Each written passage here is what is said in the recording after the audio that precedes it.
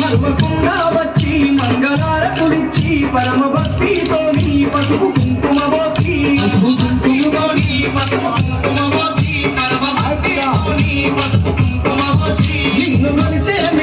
నిన్ను కొలిసేమేమో జగన్మాత కన్న తల్లి వంటు నీ భక్తులమంతా నిన్ను కొలిసేమేమో జగన్మాత.